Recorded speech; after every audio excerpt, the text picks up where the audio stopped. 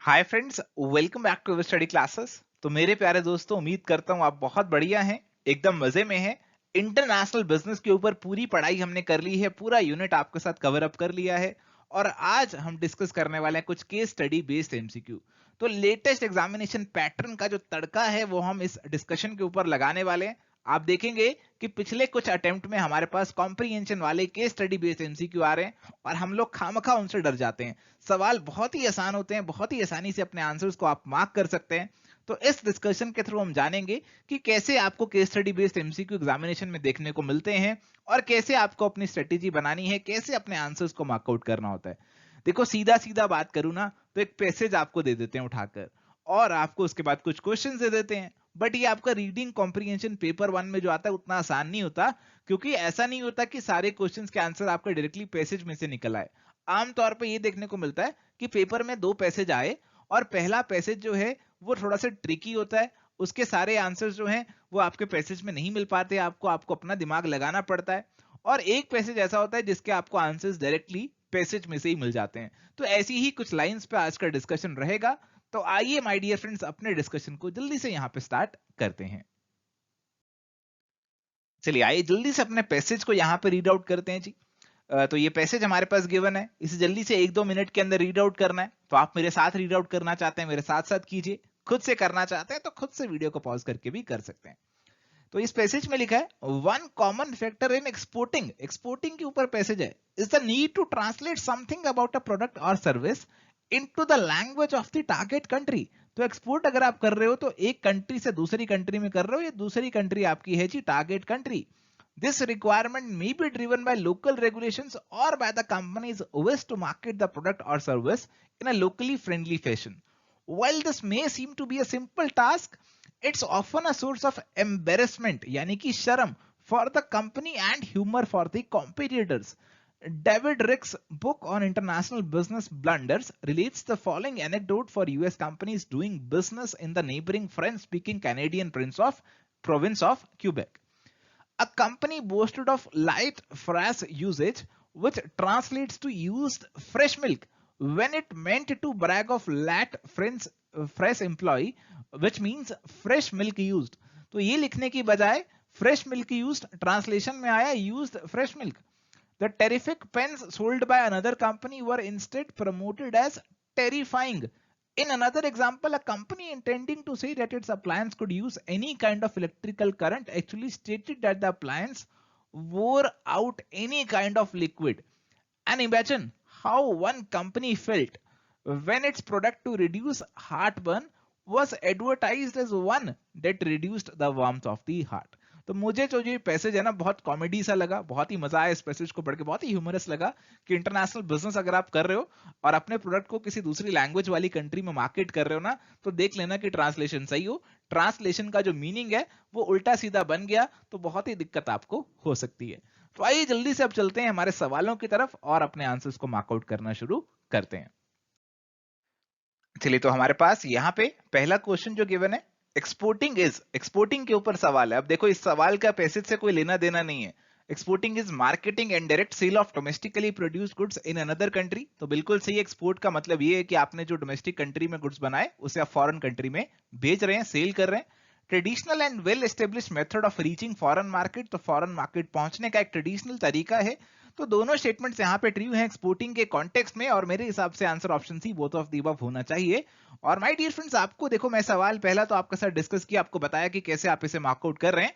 अगले सवालों में आपको वीडियो को पॉज करना है और आपको खुद से आंसर को आइडेंटिफाई करने की कोशिश करनी है और फिर वापस से प्ले करना है। तो फिलहाल तो आपको पता चल गया कि इस सवाल का आंसर हमारे पास होने वाला है जी ऑप्शन नंबर सी, यानी कि both of the above. Exporting के कॉन्टेक्स्ट में दोनों ट्रू हैं, बट इस सवाल से कोई डायरेक्ट रिलेशन नहीं था, कुछ इनडायरेक्ट रिलेशन आप कह सकते हैं कि इस सवाल से इसका था। अगला सवाल हमारे पास है, using exporting as a mode of entry in international business entails. तो अगर आप बाहर एक्सपोर्ट कर रहे हैं तो उसके अंदर क्या चीज आएगी? Goods be produced in the target country. तो यहाँ पे एक हमारी होगी होम कंट्री और एक होगी हमारी टारगेट कंट्री। जैसे माय डियर फ्रेंड्स, मैं इंडिया में ये पेन बनाता हूं और इस पेन को मैं बनाकर बेच देता हूं यूनाइटेड स्टेट्स के अंदर। तो इंडिया होम है, यूएसए मेरी टारगेट कंट्री है, तो मैन्युफैक्चरिंग मेरी, प्रोडक्शन मेरी होम कंट्री में है, ना कि टारगेट में। तो ये तो गलत हो गई। Relatively higher risk. आपको यहाँ पे अपनी मोड्स ऑफ एंट्री वाली नॉलेज को अप्लाई करना है। आपके एक्सपोर्टिंग के अंदर रिस्क जनरली कम होता है बाकी मोड्स के कंपैरिजन में, और इसीलिए ये भी आपकी गलत हो जाएगी। Higher control over the marketing and distribution of the products.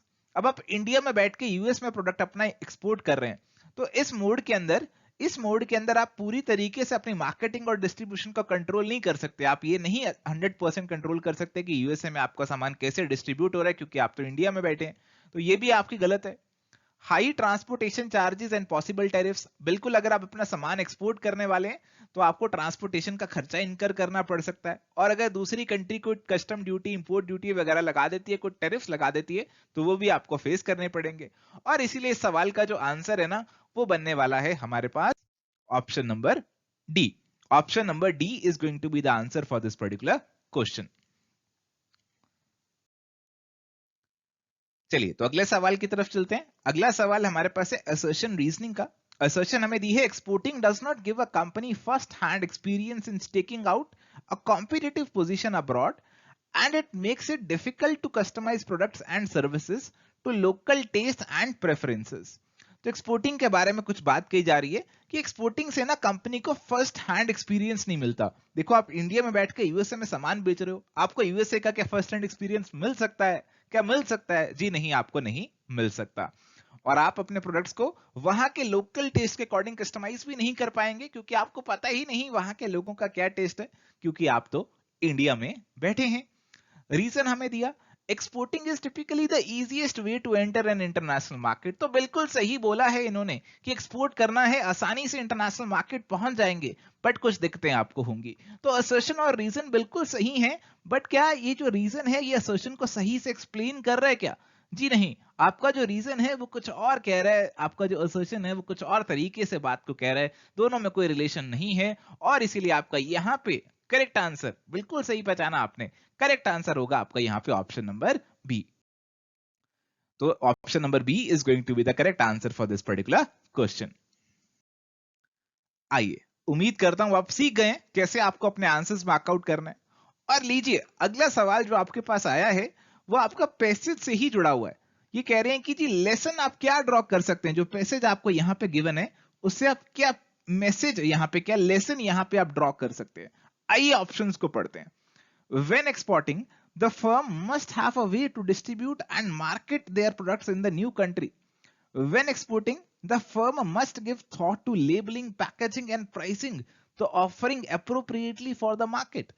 When exporting, the firm will need to let potential buyers know of its offerings. When exporting, the marketing cost should be kept at the minimum level. अब यहाँ पे आपको अपने passage की जो understanding है उसको apply करना है। अब कई आपको एडवाइस मिलेंगी कि पैसेज को पढ़ने की जरूरत नहीं है, आप डायरेक्टली अपने आंसर्स मार्क करते जाओ। तो ये एडवाइस जो है यहाँ इस सवाल में फेल हो जाएगी। ऐसे सवालों का आपको आंसर देना है तो एक बार पैसेज को गो थ्रू करना जरूरी है। देखो, मैं ये नहीं कहता आप पैसेज पे 10-15 मिनट लगा दो, मैं ये कहता हूं कि आप पैसेज को जल्दी से 2 मिनट लगा के पूरा रीड आउट कर लो और फिर अपने क्वेश्चंस पे आ जाओ। अगर आपने 2 मिनट लगा के रीड आउट कर लिया ना, तो आप आसानी से जान पाएंगे कि आपका जो सवाल है क्या उसका पैसेज से आपका आंसर डायरेक्टली निकल रहा है या नहीं निकल रहा। अगर निकल रहा है तो पैसेज पे दोबारा चले जाओ। अगर जनरल सवाल है जैसे ये वाला है, उसके लिए तो दोबारा जाने की जरूरत भी नहीं है, मैं आसानी से मार्क कर सकता हूं इसका आंसर। सर क्या आंसर होने वाला है इसका? बिल्कुल ऑप्शन नंबर बी इसका सही आंसर होने वाला है। क्यों सही होने वाला है? क्योंकि हमने इस सवाल में पढ़ा कि आप जब अपने प्रोडक्ट को दूसरी कंट्री में, प्रोविंस में बेच रहे हैं, तो आप ध्यान रखिए कि आपकी जो लैंग्वेज आप इस्तेमाल कर रहे हैं अपनी पैकेजिंग में, लेबलिंग में, वो लैंग्वेज जो है कहीं ना कहीं बिल्कुल कमेंसुरेट होनी चाहिए as per your actual offering. कहीं ऐसा ना हो कि उसका मीनिंग ट्रांसलेशन में चेंज हो जाए, और इसी बात को आपको ध्यान में रखना है। और यही चीज ऑप्शन नंबर बी में आपके डायरेक्टली गिवन है, और ऑप्शन नंबर बी को आप आंसर मार्क कर सकते हैं। सर आप बोलते बहुत हैं। देख, बोलना मेरा काम है जी, आप सुनते रहिए, मैं बोलता रहूंगा। तो ऑप्शन नंबर बी इस सवाल का आपका आंसर सीधा सीधा बन जाएगा। अगले सवाल पे आते हैं जी। सवाल नंबर 5 हमारे पास है, one common factor in exporting is the need to translate something about a product और service into the language of the target country. This requirement may be driven by. तो आपको ट्रांसलेशन करना है किसी प्रोडक्ट और सर्विस को अपनी target country की लैंग्वेज के अंदर। और ये रिक्वायरमेंट क्यों अराइज हो सकती है? Local regulations, Companies wish to market the product or service in a locally friendly fashion. Delinquencies of the company staff. अब इसको आंसर मार्क करने के लिए आपको फिर से पैसेज की तरफ जाना पड़ेगा. आप पैसेज को एक बार जल्दी से देखेंगे और आपका आंसर यहाँ पे जल्दी से मार्क हो जाएगा. तो आइए जल्दी से पैसेज की तरफ चलते हैं और अपने आंसर को ढूंढते हैं. चलिए तो जल्दी से हमारे पैसेज को हम एक बार देख लेते हैं. तो पैसेज के अंदर अगर आप देखेंगे तो आपकी सेकंड लाइन में लिखा हुआ है कि आपको ट्रांसलेशन जो है लैंग्वेज के अंदर क्यों करना है, क्योंकि ये रिक्वायरमेंट आपकी ड्राइव हो सकती है लोकल रेगुलेशंस की वजह से, कंपनी की विश की वजह से टू मार्केट द प्रोडक्ट और service in a locally friendly fashion. तो इन सब चीजों की वजह से आपकी ये रिक्वायरमेंट यहाँ पे अराइज हो सकती है और यही आपका यहाँ पे आंसर बन जाएगा. तो माय डियर फ्रेंड्स, इसका आंसर आपका यहाँ पे क्या होगा, 1 और 2, क्योंकि डायरेक्टली पैसेज में आपके यही मेंशन है और पैसेज के बेसिस पे ही आपको इस सवाल का आंसर देना है और इसीलिए आपका सोल्यूशन यहाँ पे ऑप्शन नंबर ए सीधा सीधा बन जाएगा. आइए तो मेरे प्यारे दोस्तों चलते हैं अगले पैसेज की तरफ, सेकंड पैसेज की तरफ चलते हैं और उसे रीड आउट करते हैं. तो पैसेज हमें यहाँ पे गिवन है, all IMF members have access to the general resources account on non concessional terms. तो अभी तक मुझे पता चल रहा है कि IMF के ऊपर पैसेज है, IMF के मेंबर्स जो हैं उसे IMF से रिसोर्सेज मिलते हैं और कहा जा रहा है but the IMF also provides concessional financing support through the PRGT which is better tailored to the diversity and needs of the LIC. Poverty reduction strategies that detail policies to promote growth and reduce poverty are essential to IMF supported programs in LICs. The PRGT has these three concessional lending facilities: extended credit facility, standby credit facility and rapid credit facility. तो PRGT facility की कुछ बात यहाँ पे आपकी हो रही है और बोला गया extended credit facility involves sustained medium to long term engagement in case of protracted balance of payment problems. Standby credit facility entails financing for LICs with actual or potential short term balance of payments and adjustments needs caused by domestic or external shocks or policy slippages. Can also be used on a precautionary basis during times of increased risk and uncertainty. Rapid credit facility involves rapid financial support as a single upfront payout for low income countries facing urgent balance of payment needs. Possible repeated disbursements over a limited period in case of recurring or ongoing balance of payment needs. तो extended credit facility की यहाँ पे आपकी बात हुई, standby credit facility की बात हुई, rapid credit facility की बात हुई और कहा गया all lending facilities are concessional. ये सभी lending facilities आपकी concessional है. These facilities have different maturities and grace periods. इन सभी की maturity, grace period अलग-अलग हैं और ये सारी आपकी interest free हैं. In 2015, the interest rate on RCF financing was set permanently at 0 to further enhance support for PRGT eligible countries in fragile situations and those hit by natural disasters. Financing under the ECF and SCF carries a zero interest rate at least through June 2021 with a grace period of 5.5 years and 4 years respectively and a final maturity of 10 years and 8 years respectively. तो ये passage हमारे पास given था. Basically my dear friends, आपने इसे ध्यान से पढ़ा हो तो आप देखेंगे IMF के रिसोर्सेज की चर्चा हो रही है और उसके अंदर जो PRGT फैसिलिटी है उसके अंदर जो 3 कंसेशनल लेंडिंग फैसिलिटीज होती है ECF, SCF और RCF, इनके ऊपर चर्चा की गई है. आइए अपने सवालों की तरफ बढ़ते हैं. आपको क्या करना है, आपको सवालों को रीड करना है, वीडियो पॉज करनी है और अपना आंसर सोचना है और फिर से वीडियो को आपको चलाना है, तभी मजा आएगा, तभी बात यहाँ पे बनेगी. आइए तो मेरे प्यारे दोस्तों, पहला सवाल हमारी स्क्रीन पे आ चुका है. पहला सवाल कह रहा है, in the context of passage LICs stand for life insurance company, low income countries, legal inter relation code, large international cover. तो इस पैसेज के अंदर LICs का क्या मीनिंग होने वाला है आप आसानी से मार्कआउट कर सकते हैं. देखो ये ऑप्शंस मैंने बहुत ही आसान यहाँ पे बना दिए, खुद से सारी ऑप्शंस मैं बना रहा हूँ, खुद से सारे सवाल आपके लिए हम बना रहे हैं, खुद से पैसेज हमने जाकर ढूंढा IMF की साइट पे और वहां से ये सवाल बनाया क्योंकि मकसद था कि IMF की फैसिलिटीज की भी आपको पूरी पूरी जानकारी हम दे दें और LICs की फुल फॉर्म जो इस कॉन्टेक्स्ट में बनने वाली है. देखो अगर आप पैसेज रीड करोगे ना, पैसेज में कहीं LIC की फुल फॉर्म नहीं लिखी हुई. आइए देखते हैं क्या लिखी हुई है या फिर नहीं लिखी हुई. तो माय डियर फ्रेंड्स, अगर आप इस पैसेज को जल्दी से रीड आउट करेंगे तो आप देखेंगे कि जो LICs है वो यहाँ पे मेंशन किया गया, और कहीं आई थिंक LICs का जिक्र किया गया, हाँ यहाँ पे किया गया और यहाँ पे भी किया गया। तो कई बार जिक्र तो किया गया बट इनकी फुल फॉर्म नहीं बताई गई। बट आसानी से हम अब यहाँ पे बता सकते हैं कि इस कॉन्टेक्स्ट में LICs हमारी क्या होने वाली है। LICs हमारी होने वाली है जी लो इनकम कंट्रीज, यानी कि ऑप्शन नंबर बी जो है मेरे प्यारे दोस्तों इस सवाल का सही आंसर होने वाला है। तो ऐसे सवाल देखने को मिल जाते हैं, कोई टर्म उठा ली पैसेज से और उस पे सवाल ऐसा पूछ लिया जिसका आंसर पैसेज में नहीं है, बट आप उसका आंसर खुद से मार्कआउट कर सकेंगे। अगला सवाल मेरे प्यारे दोस्तों, which statements is are correct in respect of the passage। तो पैसेज पे सवाल पूछा है आपसे, all IMF members have access to the general resources account on concessional terms। IMF provides concessional financial support through the PRGT।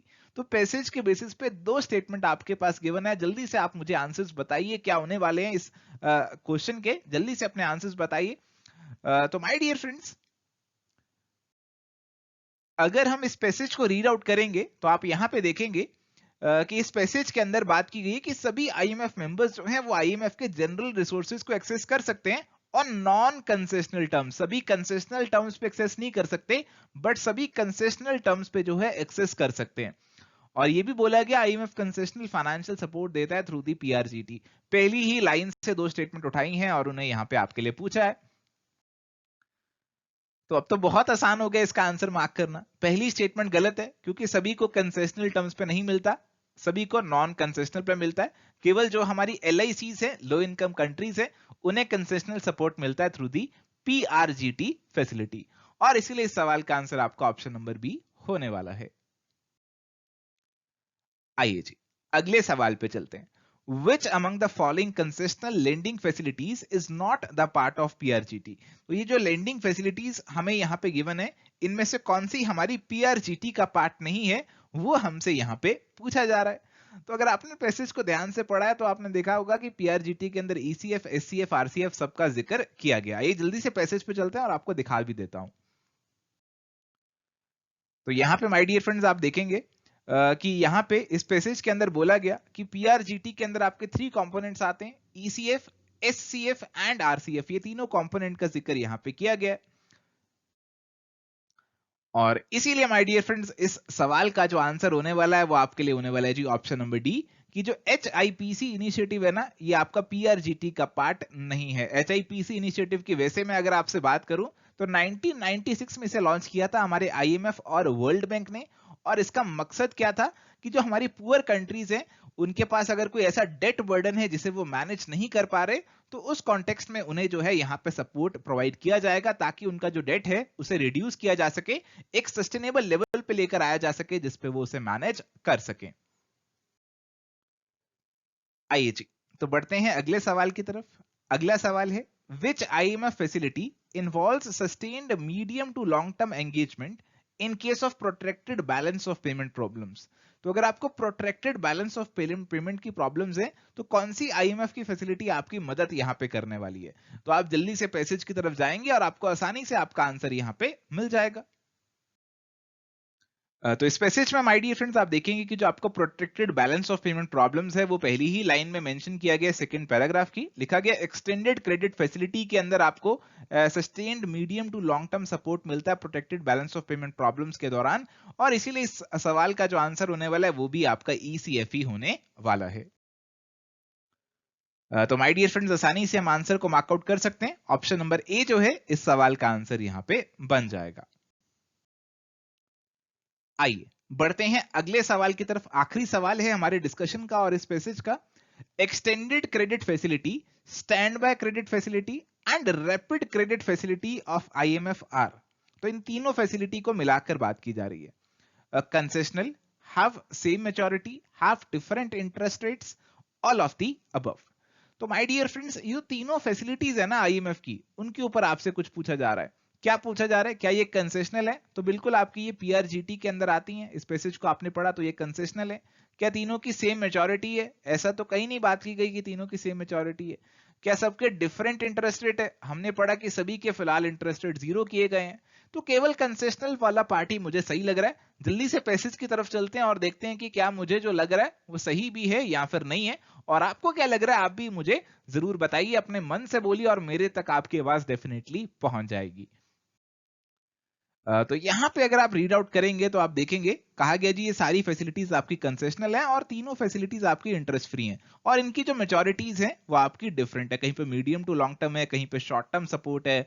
तो ये आपकी अलग अलग मेच्योरिटीज के लिए आपकी डिफरेंट फैसिलिटीज अवेलेबल है, और इसीलिए आप आसानी से आंसर को तो मार्कआउट कर ही लोगे ना, आप बिल्कुल कर लोगे। आंसर आपका यहाँ पे बनेगा ऑप्शन नंबर ए कि तीनों कंसेशनल है, वही बात आपकी यहाँ पे सही है, और इसीलिए आंसर है जी ऑप्शन नंबर ए। तो मेरे प्यारे दोस्तों, ये था हमारा आज का डिस्कशन, जहां पे आपके साथ case study based MCQ discuss किए हमारे इंटरनेशनल बिजनेस के ऊपर, आपके साथ 2 पैसेज डिस्कस किए। उम्मीद करता हूं कि आपको जानने को मिला कि कैसे पैसेज वाले सवालों को अटेम्प्ट करना होता है। इनसे कोई डरने वाली बात नहीं होती। ये पैसेज के सवाल मेरे हिसाब से तो बहुत आसान होते हैं, कई सवालों के आंसर डायरेक्टली पैसेज में से मिल जाते हैं, तो फ्री के नंबर होते हैं। बट थोड़ा सा ये हमें समझना है कि कैसे हम इनमें टाइम ना वेस्ट करते हैं। ऐसा ना कर दे कि पैसेज को रीड आउट करने में बहुत टाइम लगा दें, ऐसा हमें नहीं करना। पैसेज को जल्दी से 1-2 मिनट के अंदर फटाफट से रीड आउट कर डालो और अपने क्वेश्चंस की तरफ आ जाओ, क्योंकि कई क्वेश्चन ऐसे होते हैं जिनका पैसेज से कोई लेना देना नहीं होता। तो ये तो था आज का डिस्कशन आपके साथ जो किया। इसके अलावा आपको हमारे कोर्स के अंदर अलग से भी पैसेज मिलेंगे प्रैक्टिस के लिए, तो आप उन पैसेजेस को भी अटेम्प्ट कीजिए और जरूर अपने आंसर वहां पे मार्क करके अपने आप को टेस्ट कीजिए कि आपको कितना यहाँ पे समझ में आया है, कितना नहीं आया। तो यहाँ पे इस सेशन को मैं एंड कर रहा हूँ, मिलूंगा बहुत ही जल्द एक नए सेशन के साथ। तब तक के लिए bye bye, take care, all the best.